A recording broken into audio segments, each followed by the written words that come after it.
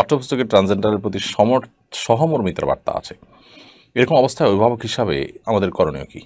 সন্তানকে কুশিক্ষা থেকে কীভাবে রক্ষা করব? দেখুন, আমরা আমাদের রাষ্ট্রের অস্তিত্বকে যারা অস্বীকার করে অথবা রাষ্ট্রের স্বার্থ বিরোধী জায়গায় যারা অবস্থান নেয়, কিংবা ধরুন আমাদের স্বাধীনতাকে যারা নষ্ট করেছিল বহু বছর, একটা পর্যায়ে আমরা স্বাধীনতা অর্জন করেছি, তাদের ব্যাপারে যদি সহমর্মিতার কথা বলা হয় বইয়ে, আমরা সেটাকে কীভাবে দেখব? সব ক্ষেত্রে টলারেন্ট হওয়ার কোনো সুযোগ নেই। সমকামিতাকে সমাজে ঢোকাবার জন্য নানান ছল ছাতুরির আশ্রয় নিয়ে নানান শব্দের মায়ের প্যাচ দিয়ে সেটিকে যে ঢোকাবার পশ্চিমা এজেন্ডা বাস্তবায়ন করছে কিছু মানুষ, এবং সেটা নিয়ে সমাজে এক শ্রেণীর মানুষ ব্যাপকভাবে কাজ করছে, এবং বেশ কিছু দায়িত্বশীল মানুষগুলো তাদের কাছে বিক্রি হয়ে গেছে। এটার বিরুদ্ধে আমাদের সোচ্চার হতে হবে, এবং পাঠ্যপুস্তকে সহমর্মিতা দেখানোর জন্য আর কিছু নেই। আমাদের সমাজে কি পরিমাণ অসহিষ্ণুতা আছে, কি পরিমাণ ন্যায় বিচারের ঘাটতি আছে সমাজের সর্বত্র।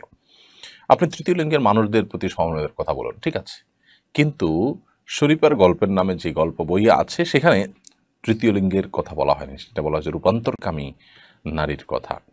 অর্থাৎ শরীফা যাকে পরিচয় করিয়ে দেওয়া হচ্ছে সে একজন রূপান্তরকামী, সে কোনো আপনার তৃতীয় লিঙ্গের মানুষ বা যাকে আমরা হিজড়া বলি সেরকম কেউ না। অতএব তারা চালাকি করে বলে যে হিজড়া শুনতে গাড়ির মতো শোনা যায়, সেজন্য আমরা ট্রান্সজেন্ডার বলছি। হিজড়া অনুবাদ কি ট্রান্সজেন্ডার? হিজড়ার অনুবাদ আমরা তো থার্ড জেন্ডার করতে পারি।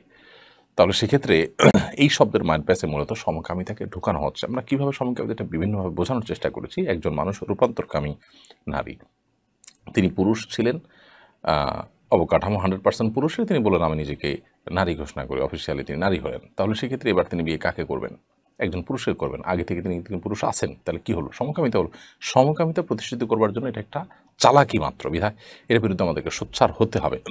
এবং এখানে সমমর্মিতা দেখানোর কিছু নেই। সন্তানকে সমস্ত কুশিক্ষা থেকে আমাদেরকে রক্ষা করতে হবে, যেভাবেই হোক। আমার সন্তান শিক্ষিত হন না, যদি কুশিক্ষিত হয় তো সে শিক্ষার আমাদের প্রয়োজন নেই। এবং আমাদের ভ্যাটের টাকায়, আমাদের ট্যাক্সের টাকায় বাহিরের এজেন্ডা বাস্তবায়ন করতে গিয়ে কিছু চেয়ারের মানুষ তারা এই ধরনের আজেবাজ জিনিস সন্তানকে দিবে, সেটি কোনোভাবেই গ্রহণ করার মতো নয়। সরকার বিভিন্ন পদে থাকা মানুষগুলো বিক্রি হতে পারে, কিন্তু গোটা দেশের সমস্ত পদের মানুষগুলো বিক্রি হয়ে গেছে তা আমরা বিশ্বাস করি না। বিধায় ওরকম চিহ্নিত কিছু এজেন্ডা বাস্তবায়নকারী দালাল যারা আছে তাদের ব্যাপারে আমাদের সতর্ক থাকতে হবে, এবং তাদের ব্যাপারে আমাদের সোচ্চার হতে হবে।